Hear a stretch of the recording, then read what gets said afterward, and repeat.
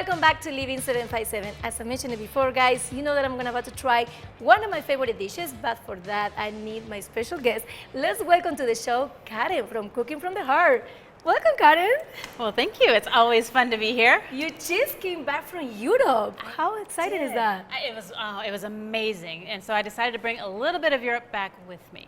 I know, and you actually bring one of my favorite dishes, Gazpacho. We're gonna get into in a minute, but now you went to Europe, and tell me about the food. Did you experience like a different flavors? Oh my gosh, I went to France, to Spain, to Denmark, to Norway, Germany. Yes, flavors galore, and the markets are incredible. Oh my gosh. My husband was laughing at me because at one point we entered this market in France, and he was beside me. He said, I swear to God, I heard this.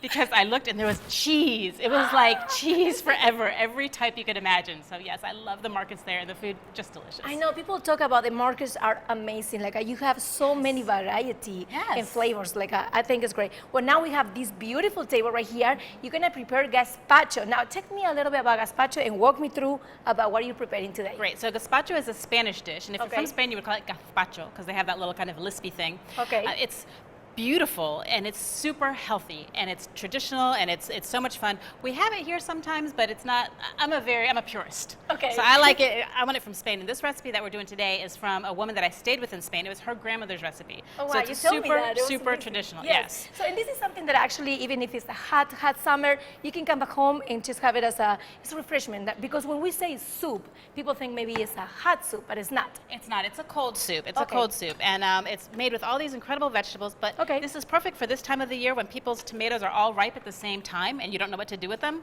Ooh. And it takes like 5 minutes to prepare. So we're starting with 2.5 pounds of tomatoes. And I'm going to throw them all in my blender. Oh my God, I love these tomatoes. Aren't these beautiful? They're you really so want to make sure you get a good tomato. And tomatoes are great. They have vitamin A, they have vitamin K, they have, they're hydrating. They're so delicious. Vitamin C. All the vitamins that we need, especially now that summer is almost over. You know, we need just to recover our vitamins after so much being in the sun exposed. But now, gazpacho, well, we can just make it like another side of it, or just? Well, I like to make it for lunch. Just by itself, it's perfect. If I do it for dinner, I might have it with a salad or with a tortilla española, which is another Spanish dish. Yummy. So let me just tell you real quick, it's a little over 2 pounds of tomatoes, really nice, beautiful, ripe tomatoes.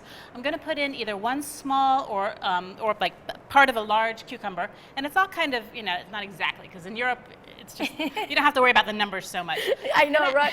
We just worry about the numbers here. Exactly. I'm gonna add some onion. Onions? Yep. Just a little bit of onions? Yeah, just about maybe either a tiny onion or half of a small onion is enough.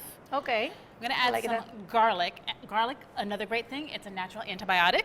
It's an anti-inflammatory. Onions are great for preventing Alzheimer's. They're good for your stomach. I'm gonna add some peppers. One red pepper has more vitamin C than an orange. So this is super, super healthy. So guys, we need to eat red peppers. Yes. How did I know that? More vitamin C that I want orange? Yes. That's amazing. Yes, like 3 times as much. Oh wow. So yeah, it's amazing. So and I see the color. How colorful is all these ingredients? Look how beautiful that is. And so healthy. And the whole thing, when you're done, it's only gonna have like 4 grams of fat. For 6 servings of it. Oh wow. And tons of fiber. It's gonna really fill you up. Okay. So let's see. I'm going to put the juice of a lemon. Yep. If you don't have lemon, you can use vinegar. Okay. But I prefer lemon. Yep. And just squeeze it on in there. I love it. And it looks so much easy. Like you just chop everything in this in 2 minutes. So easy. Yes. How long you had to put it on the blender? Well, until it blends, but we're going to kind of fake it a little bit today. Okay. So I'm just going to add a pinch of good salt. Salt. Yep. Important. And very important, olive oil. Spanish olive oil is amazing. I brought home Spanish olive oil, and it got all like bent up in my bag, but I didn't care. And even if they ask you, like, why are you bringing oil? Because that sometimes happens when we bring oil from overseas. They don't understand, but it's amazing. So good. So good. So good. It's so worth it.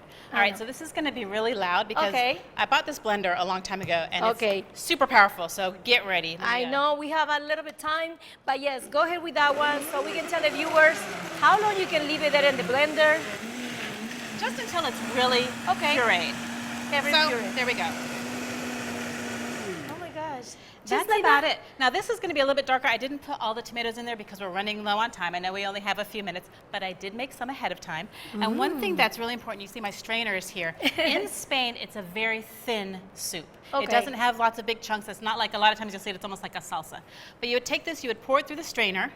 And of course, because this is TV, we do magic. This is the final result. Yeah. I love it. So Karen, really quick, can you tell the viewers where they can find more of your recipes, where they can follow you also in Cooking from the Heart? Well, Facebook and Instagram, Karen is Cooking from the Heart, and then cookingfromtheheart.tv. I'm just going to add a little garnish in there. Ooh, and I voila. love it. And Look at that. is I don't know it. if the camera can see this. I cannot bend it too much. Ooh, right there. I'm going to try mine. Now, from Cooking from the Heart, I know Ashley and Quincy are preparing a budget plan with a special guest.